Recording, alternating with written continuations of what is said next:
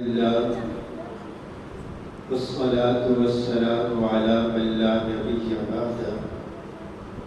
الحمد لله حمدا كثيرا طيبا مباركا فيه. اللہ رب العزت کی وسعت والی رحمت کے ذریعے اور اللہ رب العزت کے تمام تر خوبصورت ناموں کے ذریعے جنہیں ہم جانتے ہیں جنہیں ہم نہیں جانتے، یہ دعا ہے، یہ التجا ہے کہ اللہ رب العزت میری حاضری آپ تمام مرد و خواتین کی تشریف آوری خالصتاً اپنی رضا کے لیے قبول و منظور فرمائے۔ ہمارا جمع ہونا، سننا سنانا اللہ رب العزت ہم سب کے لیے بخشش کا ذریعہ بنائے اور جنت کے درجات کا ذریعہ بنائے، اور اللہ رب العزت کل قیامت کے دن رسول اللہ صلی اللہ علیہ وسلم کے حوض پر جمع فرمائے اور حوض کوثر کا جام نصیب فرمائے۔ رب العالمین اپنی وسعت والی رحمت کے ساتھ ہمیں بغیر حساب اپنی جنت کا داخلہ نصیب فرمائے اور جنت میں نبی علیہ السلام کا ساتھ نصیب فرمائے، اور ان لوگوں میں اللہ ہمیں شامل فرمائے جن کو اللہ اپنا دیدار عطا فرمائیں گے۔ سامعین محترم، 17 پارہ آپ احباب نے سماعت کی ہے۔ اس پارے میں 2 صورتیں ہیں، ایک سورۃ الانبیاء اور ایک سورہ حج۔ سورۃ الانبیاء کے اندر اللہ تعالی نے مختلف انبیاء علیہ السلام کا تذکرہ فرمایا، اس لیے اس سورت کا نام سورۃ الانبیاء رکھا گیا۔ رسول اللہ صلی اللہ علیہ وآلہ وسلم کی مکی زندگی کے درمیانی دور میں یہ سورت نازل ہوئی۔ اس سورت میں مشرکین مکہ کے زندگی کے متعلق تصورات اور ان کی درستی، نبوت کے بارے میں ان کی سوچ، اللہ تعالیٰ نے اس کی اصلاح فرمائی اور ان کو دعوت توحید دی، اور دعوت توحید پر جو ان کے اعتراضات تھے اللہ نے ان کے جواب بھی دیے۔ اور اللہ تعالیٰ نے اس سورت کا آغاز کرتے ہوئے تمام لوگوں کو متنبہ کیا، خبردار کیا، جگایا، جوڑا کہ لوگوں، تمہارے حساب کا وقت قریب آ گیا اور تم غفلت میں پڑے ہو۔ ایک تو ہم مسلمان یہاں پہ یہ دھوکہ کھاتے ہیں، ہماری ایک سوچ بن چکی ہے محشر کا میدان لگے گا تو پھر حساب و کتاب ہوگا، ابھی تو بڑا وقت پڑا ہے۔ حالانکہ جب انسان کی موت کا وقت آتا ہے تو سمجھ لو حساب شروع ہو جاتا ہے۔ اب موت کا وقت کسی بھی انسان کو یہ نہیں علم کہ اسے کس لمحے میں موت آ جائے۔ کوئی بندہ اپنی موت کے آخری لمحات جو زندگی کے ہیں، موت کے ابتدائی مراحل، موت کا جو جھٹکا ہے، وہ کوئی بندہ نہیں جانتا کہ کس وقت آ جائے، کس حالت میں آ جائے، کس جگہ پر آ جائے۔ جب اتنا معاملہ حساس ہے تو پھر انسان کیوں اتنی غفلت کی زندگی بسر کر رہا ہے؟ حالانکہ ہم اپنے ہاتھوں سے جنازے اٹھاتے بھی ہیں، ان کو قبر کے اندر دفناتے بھی ہیں، ان کے لیے دعائیں مغفرت بھی کرتے ہیں، یہ سارے مناظر سامنے ہوتے ہیں، اس کے باوجود بھی اللہ فرما رہے ہیں کہ لوگوں، تمہارے حساب کا وقت قریب ہے تو تم غفلت میں پڑے۔ اب بات یہ ہے کہ غفلت کب ختم ہوگی، کس وقت غفلت ختم ہوگی؟ کیا انسان اپنی زندگی کے معاملات کو چھوڑ دے، تجارت کو چھوڑ دے، لین دین چھوڑ دے، گھر بار چھوڑ دے، مسجد میں آ کے پابند ہو کر بیٹھ جائے تو یہ غفلت کی زندگی سے نکل آئے گا؟ یہ ہرگز نہیں، یہ نہیں ہے، بلکہ غفلت سے نکلنا یہ ہے کہ اپنی زندگی کے معمولات کو بروئے کار لاتے ہوئے، اپنی آخرت کی فکر کرتے ہوئے، اللہ نے جو اس کی 24 گھنٹے میں ذمہ داریاں لگائی ہیں، اپنی عبادت کے حوالے سے اس کا وقت نکال لینا، اس کی بھی اپنے معمولات کے اندر ترتیب رکھ لینا کہ یہ بھی میرے زندگی کا حصہ ہے، میں نے اس کو بھی کر کے آنا ہے، تو پھر یہ بندہ غفلت سے نکل گیا۔ حالانکہ اللہ کی رحمت پر، رب کی شفقت پر قربان جائیے، اللہ نے 24 گھنٹے دیے، نمازیں کتنی فرض کی ہیں؟ صرف 5 نمازیں۔ ایک گھنٹہ بھی لگا لیں آپ، پیچھے 19 گھنٹے انسان کے پاس ہے۔ اگر انسان 19 گھنٹے میں کچھ نہیں کر پایا تو یہ 5 گھنٹوں میں بھی کچھ نہیں ہونے والا۔ اگر یہ بات میرے اور آپ کے دماغ میں بیٹھ جائے نا تو دنیا کی کوئی طاقت ہمیں غفلت کے اندر نہیں دکھا سکتی۔ صرف انسان کو اپنے آپ کو سمجھانے کی ضرورت ہے، اپنی تھوڑی سی توجہ کی ضرورت ہے، اصلاح کی ضرورت ہے، اور اس فکر کی ضرورت ہے کہ جس زندگی کے لیے، جن معاملات کے لیے میں 24 گھنٹے صرف کر رہا ہوں، ان کی حیثیت تو اتنی ہے، میرے سانس نکالنے کی دیر ہے، یہ سارے کے لیے رہ جائیں گے۔ تو اللہ تعالیٰ سے دعا ہے کہ اللہ مجھے اور آپ کو غفلت والی زندگی سے نکال کر شعور والی زندگی نصیب فرما دے۔ یعنی کہ انسان جہاں اتنی محنت کرتا ہے اس کے لیے یہ 4-5 گھنٹے میرا خیال ہے کوئی زیادہ نہیں ہے۔ اگر ان کے بدلے میری اور آخرت بن جائے، میری اور آپ کی آخرت بن جائے، ہمیں کامیابی مل جائے، تو اس سے بڑا سستا سودا اور کوئی نہیں ہے۔ اور پھر اللہ نے احسان یہ بھی کیا کہ اگر یہ انسان کے 4-5 گھنٹے عبادت کے لیے ترتیب کے اندر آ گئے تو اگلی جو اس کی دنیاوی مصروفیات ہے، اللہ ان کو اس کے لیے آسان کر دے گا۔ یہ رب کا وعدہ ہے، یہ اللہ نے وعدہ کیا ہے کہ میں آسانیاں ہی تمہارے لیے پیدا کر دوں گا، یہ تمہاری پریشانیاں دور کر دوں گا، اور اتنا بڑا احسان کروں گا، کرپٹ پہ سویا بھی ہوگا تو تیرے سونے کو بھی عبادت بنا دوں گا، تیرے چلنے کو بھی عبادت بنا دوں گا، تیرے بولنے کو بھی عبادت بنا دوں گا۔ عبادت کا اگر ہم پہلو دیکھیں نا، ہم نے عبادت کو صرف محدود کیا ہوا ہے کہ فرض نماز پڑھیں گے تو عبادت ہے، نماز پڑھیں گے یا قرآن پڑھیں گے تو یہ عبادت ہے، مسجد میں آئیں گے تو عبادت ہے، ہماری یہ چند چیزیں مخصوص عبادت کے اندر ہے۔ جبکہ رب کا فضل، رحمت، احسان یہ ہے، انسان کا سانس لینا بھی انسان کے لیے رب نے عبادت بنایا ہے۔ جس سانس پہ یہ اپنے اللہ کا شکر ادا کرتا ہے، رب اس کے بھی بدلے اجر عطا کرتا ہے۔ یہ اپنی زبان ہلاتا ہے، کسی کو اچھی بات کہہ دیتے ہیں، اللہ اس کا بھی انسان کو اجر عطا کر دیتے ہیں۔ رسول اللہ صلی اللہ علیہ وسلم نے فرمایا کہ اللہ نے انسان کے 360 جوڑوں پر صدقہ رکھا ہوا ہے۔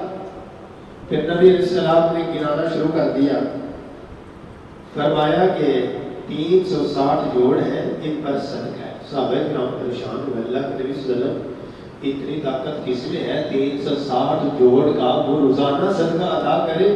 یہ تو کسی کی اتنی طاقت ہے ہی نہیں۔ نبی علیہ السلام نے گنانا شروع کر دیا، فرمایا اگر کوئی راستے میں کانٹا نظر آئے اس کو اٹھا دینا، یہ صدقہ ہے۔ آپ نے کوئی پتھر دیکھا ہے، ہو سکتے گزرتے ہوئے کسی کے پاؤں کے نیچے آئے، وہ پھسل سکتا ہے، آپ نے اس کو سائڈ میں کر دیا، فرمایا یہ بھی صدقہ ہے۔ آگے نبی علیہ السلام نے فرمایا کہ آپ نے کسی کو اچھی بات کہہ دی، یہ بھی صدقہ ہے۔ پھر نبی علیہ السلام نے فرمایا کہ آپ نے الحمدللہ کہہ دیا، یہ بھی صدقہ ہے، سبحان اللہ کہہ دیا، یہ بھی صدقہ ہے۔ آپ کی فصل لگی ہوئی ہے، گزرتے ہوئے جانور نے منہ مارا، کوئی پتا کھا لیا، فرمایا یہ بھی صدقہ ہے۔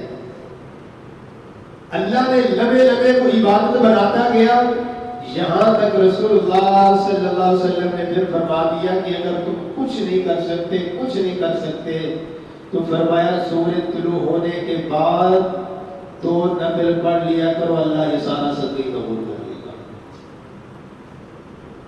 دیکھیں اتنا آسان راستے، رب نے تو سارے راستے آسان کر دیے۔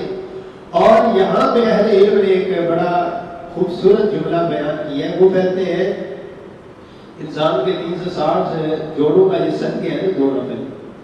جس بندے کو جسمانی بیماری لگی ہوئی ہے، وہ اشراق کے بعد 2 نفل پڑھ کر اپنے رب سے بیٹھ کر سکون کے ساتھ، اطمینان کے ساتھ دعا کیا کریں، اللہ رب العالمین بیماریاں ضرور دور کرے گا۔ اور آگے چل کر ایک دعا بھی آئے گی جناب ایوب علیہ السلام کی، تو کہتے ہیں اس دعا کو کثرت سے پڑھتا ہے۔ ایوب علیہ السلام نے 18 سال بیماری میں گزارے ہیں، تو رب سے یہی دعا کی التجا کرتے رہے، تو اللہ نے کیسے بیماری ختم کی۔ صرف بیماری بھی ختم نہیں کی، میرے رب نے وہ نعمتیں جو پہلے چھن گئی تھی، چلی گئی تھی، جن نعمتوں سے محروم ہو گیا تھا، اللہ نے دوسری نعمتیں بھی دے دی۔ تو اللہ تعالیٰ سے دعا ہے اللہ ہمیں غافلوں سے نکال لے، اپنے فرما برداروں میں شامل کروا دے۔ اور ایک بڑی خوبصورت حدیث رسول اللہ صلی اللہ علیہ وسلم کی یہاں میں آپ کے سامنے رکھ دیتا ہوں۔ نبی علیہ السلام نے فرمایا جو بندہ رات کو سونے سے پہلے پڑھ لے یا فجر کی اذان سے پہلے پڑھ لے 2 نفل ہیں، اس میں تلاوت کتنی کرنی ہے؟ فرمایا صرف 11 آیات کی تلاوت کر لے، اللہ غافلوں سے نکال دے گا۔ کتنا آسان سے سستا ہے، اتنا سستا سودا کہ 11 آیات صرف پڑھنی ہے۔ آپ سورہ اخلاص، سورہ فلق، ناس پڑھ لیں، 11 کراس کر کے ہیں۔ سورہ فلق کی 5 آیتیں ہیں، ناس کی 6 آیتیں ہیں، آپ کی تو 11 آیات ہی پوری ہو گئی ہے۔ یعنی کہ انسان صرف وقت نکال لے، نماز عشاء کے علاوہ سونے سے پہلے 2 نفل آپ پڑھنے کی عادت بنا لے، اس میں 11 رکعات 11 آیات کی تلاوت کر لے، اللہ غافلوں کی صف سے اسے نکال دے گا۔ اللہ مجھے اور آپ کو اس عمل کی توفیق نصیب فرمائے۔ آگے پھر اللہ تعالیٰ نے اگلا پیغام دیا، فرمایا ان لوگوں سے کہہ دیجئے کہ کائنات کی تخلیق کوئی کھیل تماشا نہیں ہے۔ آپ نے سمجھا کہ شاید یہ کوئی کھیل تماشا ہے؟ فرمایا ہم نے آسمان و زمین کو اور جو کچھ ان کے درمیان یہ تمام چیزیں فرمایا ہم نے بنائی ہے، یہ کوئی کھیل تماشا نہیں ہے۔ یہ تو آپ اس پہ غور کریں تو حق اور باطل کے درمیان فرق کرنے والی چیز ہے۔ انہی چیزوں سے تمہیں فرق محسوس ہوگا کہ حق کیا ہے، باطل کیا ہے۔ تم نے اپنا اس کے اوپر اپنا دماغ استعمال کرنا ہے، اللہ رب العالمین تمہیں سمجھا دے گا، تمہارا سینہ کھول دے گا کہ حق کیا ہے، باطل کیا ہے۔ یہ رب کا وعدہ ہے، اللہ اس بندے کو کبھی محروم نہیں کرتا جو حق کا متلاشی ہوتا ہے، جو غفلت سے نکلنے کا متلاشی ہوتا ہے، اللہ اس کو کبھی غفلت کے اندر نہیں رہنے دیتے، رہتا وہی ہے جو نکلنا نہیں چاہتا۔ آگے اللہ تعالیٰ نے توحید کا تذکرہ کیا اور آسان سی دلیل دے دی، فرمایا لو کان فیہما آلہۃ الا اللہ لفسدتا۔ سادہ سی دلیل اللہ نے دے دی تاکہ لوگ قیامت کے دن یہ نہ کہہ سکے اللہ توحید سمجھنا تو وہ مشکل کام تھا، ہمیں سمجھ نہیں آئی۔ فرمایا اگر ان دونوں میں اللہ کے سوا کوئی اور معبود ہوتا تو دونوں جھگڑا کرتے، فساد برپا ہوتا، جھگڑا ہوتا، ضرور معاملات بگڑتے۔ فرمایا اس کا کوئی شریک نہیں ہے۔ سبحان اللہ رب العرش عما یصفون۔ فرمایا وہ تو اللہ پاک ہے اور وہ عرش عظیم کا رب ہے۔ اللہ نے آگے پھر سمجھایا کہ یہ لوگ فرشتوں کو اللہ تعالیٰ کی بیٹیاں کہتے ہیں۔ فرمایا ان سے کہہ دیجئے رحمان کی کوئی اولاد نہیں، وہ پاک ہے، بلکہ وہ رحمان کے بندے ہیں جنہیں اللہ نے رحمان نے عزت دی ہوئی ہے، اور یہ لوگ ان کو اللہ کی بیٹیاں بنا رہے ہیں۔ یعنی کہ اللہ بتا رہے ہیں کہ جن کو تم معبود بنا رہے ہو یہ اللہ کے مقرب عزت والے بندے ہیں، اللہ نے ان کو مقام دیا ہوا ہے، لیکن اختیارات ان کے بھی نہیں ہے۔ یہ اپنی سانس کا اختیار نہیں رکھتے، مالک نیچے گئی سانس کو نیچے روک لے، اوپر آئی کو اوپر روک لے، دنیا کی ساری طاقت بھی اکٹھی ہو جائے تو ایک سانس بھی واپس نہیں دے سکتے۔ جب فرمایا اتنا اختیار بھی ان میں نہیں ہے، پھر تم کیوں اللہ کو چھوڑ کر ان کو اللہ کے مقابلے میں کھڑا کرتے ہو؟ اور پھر اللہ تعالیٰ نے آگے قرآن پاک کے متعلق فرمایا کہ یہ اللہ کی طرف سے مبارک بھی ہے اور نصیحت بھی ہے، لیکن ملے گی کسے؟ افا انتم لہو منکرون۔ فرمایا جو اس کے منکر ہیں، جو اس کے انکاری ہیں، وہ اس سے نہ برکت لے سکتے ہیں نہ نصیحت لے سکتے ہیں۔ نصیحت بھی بولیں گے، برکت بھی بولیں گے، جو کچھ حاصل کرنا چاہیں گے۔ آگے اللہ تعالیٰ نے ابراہیم علیہ السلام کے واقعے کو کافی تفصیل کے ساتھ بیان کیا ہے، میں صرف اس کو اختصار کے ساتھ آپ کے سامنے رکھ دیتا ہوں کہ نمرود اور ابراہیم علیہ السلام کے درمیان دلائل کے ساتھ گفتگو جب ہوئی تو دلائل میں نمرود بے بس ہو گیا، دلائل کے اندر دلائل کے ساتھ جواب نہیں دے سکا۔ جب وہ دلائل میں بے بس ہو گیا، اسے سمجھ آ گئی کہ دلائل کے لحاظ سے تو میں مقابلہ نہیں کر سکتا۔ آج بھی یاد رکھنا، جہاں باطل ہوگا وہاں دلائل کے ساتھ دلیل جب اس کی ٹوٹے گی تو اس کی زبان کے اندر ہرزہ سرائی آئے گی اور وہ پھر چالے چلے گا، کیونکہ اسے سمجھ آ گئی ہوگی کہ اب میں دلیل سے اس کا مقابلہ نہیں کر سکتا۔ وہ جب دلیل سے مقابلہ نہیں کر سکتے تھے تو انہوں نے پھر چال چلی۔ ابراہیم علیہ السلام نے ان کو جو چیلنج کیا وہ پورا کیا۔ کہا تم ان کو معبود سمجھتے ہو، نفع نقصان کا مالک سمجھتے ہو، میں تمہیں دکھاؤں گا یہ اپنا دفاع نہیں کر سکتے، تمہیں کیا کچھ دیں گے۔ جن کو اپنے دفاع کے لیے اوپر سے انسان چاہیے وہ تمہارا دفاع کیسے کریں گے، یہ کوئی دفاع نہیں کر سکتے۔ ان کا سال بعد ایک میلہ لگتا تھا، پتہ چلا کہ یہ میلے نمرود کی ایجاد ہے، مسلمانوں کی پیغمبروں کی ایجاد نہیں ہے۔ انہوں نے کہا ابراہیم علیہ السلام سے آپ چلیں، آپ نے فرمایا نہیں۔ جب وہ زور کرنے لگے تو ابراہیم علیہ السلام نے فرمایا انی سقیم، میں بیمار ہوں کچھ، تو آپ جاؤ، آپ اپنا کام کرو۔ یہ چلے گئے۔ اب ابراہیم علیہ السلام کیوں نہیں جانا چاہتے تھے کہ یہ جو شرک کا اڈا انہوں نے کھولا ہوا یہ ختم کرنا ہے۔ جب یہ شرک کا سارا دروازے ختم کرو گا تو پھر شرک ختم ہوگا۔ تو ابراہیم علیہ السلام اٹھے، ایک کلہاڑ لی، سارے بتوں کو توڑ پھوڑ کے ٹکڑے ٹکڑے کر کے جو سب سے بڑا بت تھا نا اس کے پاس آ کے وہ کلہاڑ کھڑی کر دی۔ وہ سیٹ کر چلے گئے، جو واپس آئے یہ کیا کیا؟ کہنے لگے اگر اپنے معبودوں کی مدد کر سکتے ہو نا پھر بلاؤ، پتہ کرو یہ کام کس نے کیا۔ اب بات قسمتی کی اخیر نہیں۔ قرآن کہتا ہے ابراہیم علیہ السلام نے فرمایا اف لکم ولما تعبدون من دون اللہ، تمہارے اوپر بھی تف ہے، تمہارے اوپر بھی افسوس ہے، جن کی باتیں کرتے ہو ان پر بھی افسوس ہے۔ تم ان کی خود جو ہے مدد کرنے کے لیے کہہ رہے ہو کہ کچھ مدد کر سکتے ہو تو کچھ کرو، جو تمہارا کچھ نہیں کر سکتے، اپنا آپ دفاع نہیں کر سکتے تو تمہارا کیا نفع نقصان کے مالک بنیں گے۔ کچھ نے شاید بات کو سن لیا تھا، انہوں نے کہا ہم نے سنا ہے اس کا نام ابراہیم علیہ السلام ہے، اس نے کہا تھا کہ میں یہ تمہیں کر کے دکھاؤں گا، اس کا چیلنج تھا۔ تو ابراہیم علیہ السلام کو بلایا، کہا ابراہیم آپ نے یہ کام کیا؟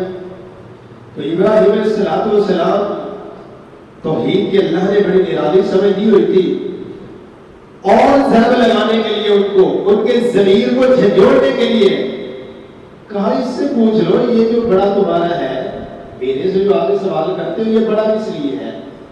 اب ان ساروں کا بڑا تو یہ ہے، ہو سکتے ہیں کہ کھانے میں لڑائی ہو گئی تو تم نے منصوبے کھانے لا کر رکھے تھے، یہ کھانے میں لڑے ہو گئے، اس نے پکڑ کے سب کو مار دیے، سب کے ٹکڑے کر دیے۔ اللہ کہتے ہیں پھر اپنے ضمیر میں، اپنے اندر میں جب احساس آیا نا، کہتے ہیں ابراہیم تم جانتے ہو یہ بولتے نہیں۔ اللہ کہتے ہیں پھر اپنے نفس میں شرمندگی محسوس کرتے ہوئے کہا ابراہیم تم جانتے ہو یہ بولتے نہیں ہے۔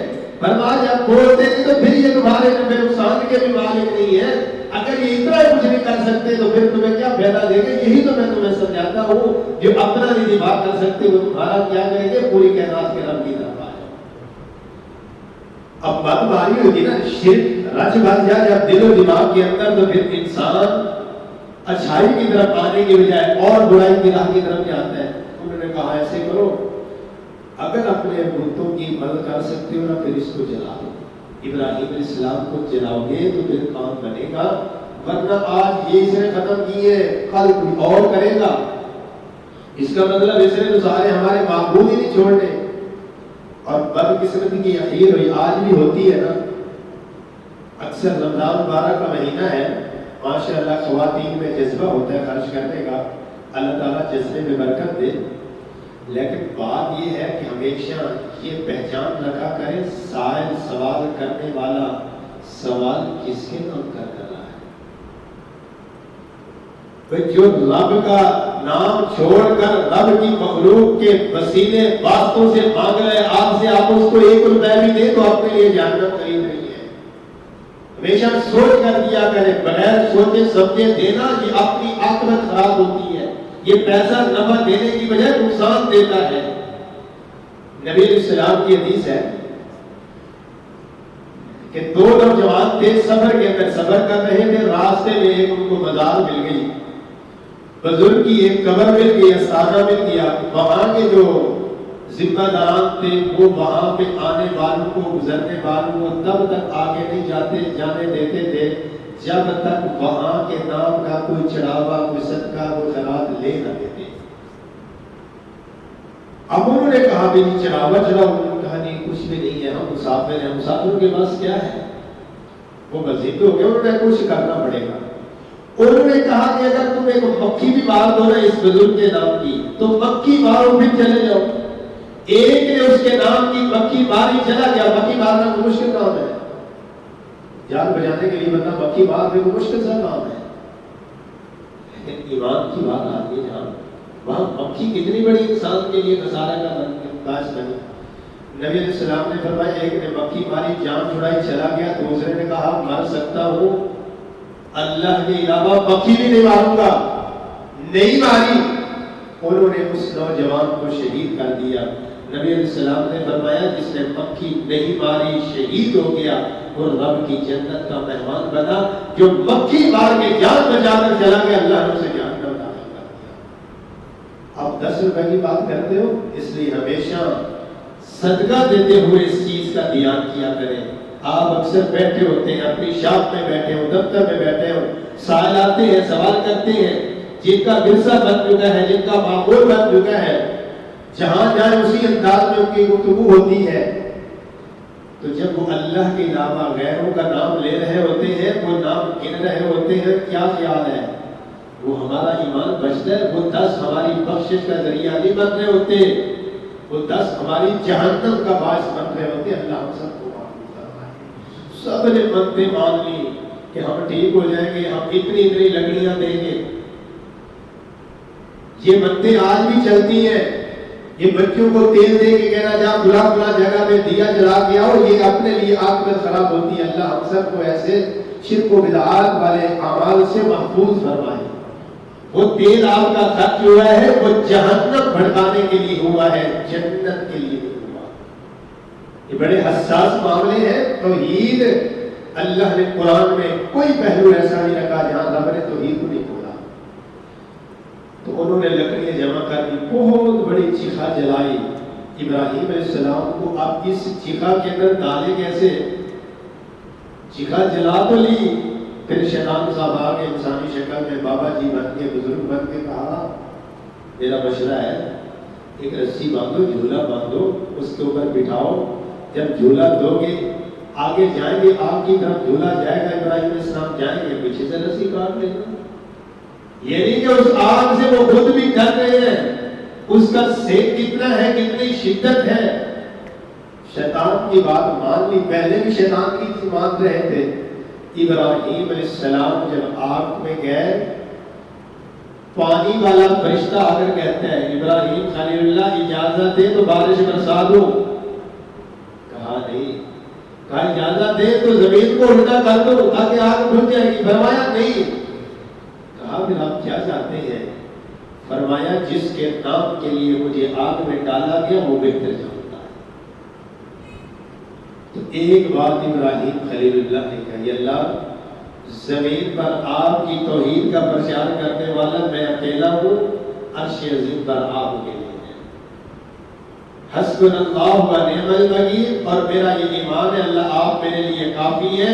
یہ سارے بھی اکٹھے ہو جائیں، یہ میرا بال بھی ٹیڑھا نہیں کر سکتے۔ تو رب کی قدرت میں قرآن قربان جائے، اللہ نے پھر جبریل کے ذریعے تو مدد نہیں کی، اللہ نے پھر میکائیل کے ذریعے تو مدد نہیں کی، میرے رب نے پھر فرشتوں کے ذریعے مدد نہیں کی۔ جتنا یقین پختہ تھا رب نے اتنی رحمت العالمین کی۔ فرمایا قل لا یا نار کونی بردا وسلاما علی ابراہیم۔ اللہ نے فرمایا آگ کو رب نے ڈائریکٹ حکم دیا، فرمایا ٹھنڈی ہو جا، ابراہیم علیہ السلام پر سلامتی والی بن جا۔ مفسرین کہتے ہیں اگر اللہ سلام علی ابراہیم نہ کہتے ہیں تو پوری دنیا میں آگ میں ٹھنڈا ہو جاتا تھا، آگ رہتی نہ، آگ کی شدت ہی ختم ہو جاتی۔ اللہ نے ابراہیم کے لیے کہا ہے جہاں ابراہیم بیٹھے رہے ہیں وہاں رب نے آگ کو گلزار بنا دیا ہے، نہ اللہ نے وہاں پہ گرمی رہنے دی نہ سردی رہنے دی۔ اور نبی علیہ السلام نے فرمایا جنت میں کل قیامت کے دن سب سے پہلا جنتی لباس اللہ تعالیٰ ابراہیم علیہ السلام کو عطا فرمائے گا۔ تو ابراہیم علیہ السلام نے آگ میں جانا برداشت کیا، رب کی توحید کے ساتھ شرک کا سمجھوتا نہیں کیا۔ اللہ ہمیں بھی توحید پر ایسا ایمان نصیب فرمائے۔ آگے اللہ تعالیٰ نے متعدد انبیاء علیہ السلام کا ذکر کیا اور ایوب علیہ السلام کا اللہ تعالیٰ نے سورت میں تذکرہ کیا وَأَيُّوبَ إِذْ نَادَىٰ رَبَّهُ أَنِّي مَسَّنِيَ الضُّرُّ وَأَنتَ أَرْحَمُ الرَّاحِمِينَ، اور یہ دعا اکثر پڑھنی ہوتی ہے رَبِّ أَنِّي مَسَّنِيَ الضُّرُّ وَأَنتَ أَرْحَمُ الرَّاحِمِينَ۔ جب یہ دعا انسان کرے گا اپنے رب سے تو اللہ تعالیٰ پھر بیماریوں کو دور فرما دے گا اور اپنی رحمتیں فرمائے گا۔ اگر اس بندے کا کوئی نقصان ہو چکا ہے تو اللہ کو بھی پورا فرما دے گا، یعنی کہ جتنی نعمتیں اس کی ضائع ہو چکی ہیں اللہ دوسری نعمتیں بھی عطا کر دے گا اگر وہ اس یقین کے ساتھ اعتماد کے ساتھ رب سے یہ دعا کرتا ہے۔ حالانکہ ایوب علیہ السلام کا بڑا صبر تھا۔ اللہ ہم سب کو ایسی آزمائش سے محفوظ فرمائے جو ہم برداشت نہ کر سکیں۔ ساری نعمتیں چھن گئی، سب کو چھن گیا تو سامنے 8 میت پڑی ہوئی ہے، 8 جنازے باپ کے لیے کندھوں پہ اٹھانا کیا سمجھتے ہیں؟ سمجھ سکا اس باپ کے دل پر کیا گزرے؟ اللہ فرماتے ہیں اِنَّا وَجَدْنَاهُ صَابِرًا، ہم نے ایوب علیہ السلام کو صابر پایا، یعنی کہ بابیلا کا شکری ان کی زبان سے نہیں نکلی، الحمدللہ نکلا، اللہ تیرا شکر ہے جس آپ نے تو اللہ نے اس شکر کا نتیجہ بھی بتایا۔ آگے جناب یونس علیہ السلام کا تذکرہ ہے، آپ اس کو تفصیل کے ساتھ سنتے رہتے ہو کہ مچھلی کے پیٹ میں جب چلے گئے تو مچھلی کے پیٹ میں تھے، اللہ تعالیٰ سے دعا کی اندھیروں میں تھی لا الہ الا انت سبحانک انی کنت من الظالمین۔ اس دعا کو پڑھنے کا جو طریقہ ہے نا وہ خود پڑھنی ہے جتنی زیادہ پڑھ سکے۔ اللہ نے مچھلی کے پیٹ سے بھی نجات دی، پھر اللہ تعالیٰ نے اسی طرح تندرستی اور صحت بھی دی۔ ہمارے معاشرے میں ایک روٹین بن گئی ہے جو تھوڑی سی پریشانی میں آئے وہ 5 10 15 بیویاں اکٹھی کر لیتے ہیں گھر کے اندر، یہ آیت کریمہ کا ختم ہو رہا ہے، یہ کسی نبی کی سنت ہے بھائی۔ آج تو اچھے خاصے سلجھی ہو یا ماشاء اللہ پڑھی لکھی بیویوں کا یہ کام شروع ہو گیا ہے۔ ادھر سے توحید کا بھی نام ہے، ادھر یہ بھی پیغام ہے کہ ہم اللہ کے قرآن کو رسول اللہ صلی اللہ علیہ وسلم کے فرمان کو تسلیم کرنے والے ہیں، تو یہ کون سا طریقہ اختیار کر دیا؟ یہ کوئی دین نہیں ہے، اس طریقے سے بچیے، اپنے آپ کو بچائیے۔ اللہ نے جو انداز دیا اس کو اختیار کیجیے۔ نبی علیہ السلام نے فرمایا جو دعا یونس جس مقصد کے لیے پڑھے گا اللہ نے جیسے یونس علیہ السلام کو نجات دی اللہ اس کو بھی دے گا۔ بس اتنا کام میں چلتے پھرتے اس دعا کو پڑھتا رہے، اللہ رحمتیں فرما دے گا۔ آگے جناب زکریا علیہ السلام کی دعا کا بھی اللہ تعالیٰ نے تذکرہ کیا کہ انہوں نے اپنے رب سے دعا کی رب لا تذرنی فردا وانت خیر الوارثین۔ جن کو اللہ تعالیٰ نے اولاد والی نعمت سے نہیں نوازا ان کو یہ دعا اپنے رب سے آج یہ ان کے ساری کے ساتھ کرتے رہنے چاہیے۔ انشاءاللہ اللہ تعالیٰ ضرور اپنی رحمت فرمائے گا، اللہ اس نعمت سے ضرور نوازے گا۔ اللہ تعالیٰ نے آگے متعدد انبیاء علیہ السلام کا تذکرہ کیا اور اس صورت کا اختتام کرتے ہوئے انسان کو آگاہ کیا کہ غفلت سے اپنے آپ کو نکال لے۔ وہ غفلت میں پڑا ہوا انسان آخرت کے دن جب حساب قائم ہوگا اس دن پہ وہ کیا کرے گا، اس کی کیا کیفیت ہوگی، وہ کہاں جائے گا۔ آج تو دنیا کے سہارے لے لیتا ہے، وہاں کوئی سہارا کام نہیں آتا۔ اس کے ساتھ چلتے ہوئے اللہ تعالیٰ نے آگے سورۃ حج کا آغاز کیا، اس میں اللہ تعالیٰ نے اخیر کر دی، فرمایا یہ لوگ اس دن کو تھوڑا یاد کر لیں، قیامت کے دن کا جو زلزلہ ہے، فرمایا وہ بہت بڑی چیز ہے کہ جس دن آپ دیکھو گے ماں دودھ پلانے والی اپنے دودھ پلاتے ہوئے بچے کو بھی پھینک دے گی، اس کی بھی بربادی کرے گی، حتیٰ کہ حاملہ کا حمل بھی گر جائے گا اور اس انداز میں وہ چل رہے ہوں گے، پتہ لگے گا شاید کہ یہ کسی نشے کے اندر ہے۔ اللہ کہتے ہیں نشہ نہیں ہے، یہ اللہ کے عذاب کی سختی ہوگی کہ ان کی حالت بن چکی ہوگی۔ تو اللہ تعالیٰ اس دن کی رسوائی سے محفوظ فرمائے۔ ام المؤمنین سیدہ طیبہ طاہرہ امی عائشہ رضی اللہ تعالیٰ فرماتی ہے کہ نبی علیہ السلام سے میں نے اس حوالے سے سوال کیا تو آپ نے مجھے دعا بتائی، فرمایا عائشہ اللہ سے سوال کیا کر اللہم حاسب حساب یسیرا، میرے اللہ اگر میرا حساب لینے پر آپ آئے تو میرا حساب آسان کرنا۔ دیکھیں آپ میرا حساب اللہ لیں تو اللہ میرے حساب کو آسان کر دینا، میں حساب دینے کے قابل نہیں، میری صلاحیت نہیں ہے۔ پھر آگے اللہ تعالیٰ نے فرمایا کہ ساری کائنات، پوری کائنات اللہ کے سامنے سجدہ کرتی ہے۔ ہم نے جو سورۃ سجدہ میں پہلا سجدہ کیا، اللہ نے فرمایا کہ زمین و آسمان کی تمام تر مخلوقات، سورج، چاند، ستارے، پہاڑ، درخت، چوپائے، فرمایا بہت سے ہر مخلوق ہے جو اپنے رب کے سامنے سجدہ کرتی ہے۔ یہ ہو سکتا ہے تم ان کے سجدے کے انداز نہیں سمجھ سکتے، لیکن یہ نہیں ہو سکتا کہ رب وہ سجدہ کرے۔ یہ درختوں تک، پہاڑوں تک ہر مخلوق جب سجدہ کرتی ہے تو انسان کو بتایا گیا انسان کتنا فخر کرے گا، رب کے سامنے جھکنے والی تو ہر مخلوق ہے، تیرا جھکنا رب کا احسان ہے کہ رب نے تمہیں جھکنے کی سعادت توفیق دی ہے، ورنہ وہ توفیق چھین لے تو یہ ضروری نہیں ہے کہ اس کو سجدہ کوئی نہیں کرے گا، ہر مخلوق اس کے سامنے سجدہ کر دے گی۔ پھر ابراہیم علیہ السلام کا بیت اللہ کو تعمیر کرنے کا بھی اس مقام پر بھی اللہ تعالیٰ نے مختصر تذکرہ فرمایا۔ پھر اللہ تعالیٰ نے قربانی کے آداب بھی اس کے اندر بیان کیے۔ اس کے اختتام کے اندر اللہ تعالیٰ نے اخیر کر دی، ایک مثال دے کے اللہ نے بات کو سمجھا دیا، فرمایا لوگوں ایک مثال سن لو غور سے، بے شک جنہیں تم اللہ کے سوا پکارتے ہو وہ ایک مکھی بھی نہیں پیدا کر سکتے، پیدا کرنا تو دور کی بات، اگر ان کے آگے سے کوئی چیز مکھی چھین کر لے کر چلی جائے، ان کے کھانے سے کچھ وہ اٹھا لے تو یہ تو اس کو واپس کرنے کی طاقت نہیں رکھتے، تم کیا بیٹھے ہو۔ پھر اللہ نے اگلی بات سمجھائی، فرمایا جن کو تم پکار رہے ہو نا یہ بھی کمزور ہے، تم خود ہی کمزور ہو۔ اب بندہ انسان غور کرے، کیا انسان کے متعلق ہے یا یہ پتھروں کے متعلق آیات ہے؟ یہ انسانوں کے متعلق ہے۔ لوگوں کو غلط فہمی دی جاتی ہے، دیکھو یہ پتھروں والی آیات انسانوں پر پڑھی جاتی ہے، وہ انسان ہی تھے جن کے پتلے بنائے گئے تھے، وہ پتھر نہیں تھے، انسانوں کو ہی انہوں نے اللہ کے مقابلے میں کھڑا کیا تھا۔ پھر اللہ فرماتے ہیں انہوں نے اللہ کا حق ادا نہیں کیا، رب کی قدر نہیں کی جیسے رب کی قدر کرنی چاہیے تھی۔ پھر فرمایا بے شک یاد رکھ لو یقیناً اللہ بہت قوت والا ہے، قوی بھی ہے اور غالب بھی ہے۔ اس بھول میں نہ رہنا کہ رب کی طاقت سے، رب کے غلبے سے تم کہیں نکل جاؤ گے، یہ تمہاری بھول ہے۔ اور آخر میں پھر سمجھایا ایمان والوں کامیابی چاہتے ہو نا، اللہ پر ایمان رکھو، رکوع کرنے والوں کے ساتھ رکوع کرو، سجدہ کرو، اپنے رب کی عبادت کے اندر اپنے آپ کو مصروف کرو، اگر یہ بھلائی کے کام کر لو گے تو تم فلاح پا جاؤ گے۔ اور آخری بات اس میں اللہ نے سمجھا دی، فرمایا کہ نمازوں کی حفاظت کرو، زکوٰۃ دو، اپنے رب کو مضبوطی سے پکڑ لو۔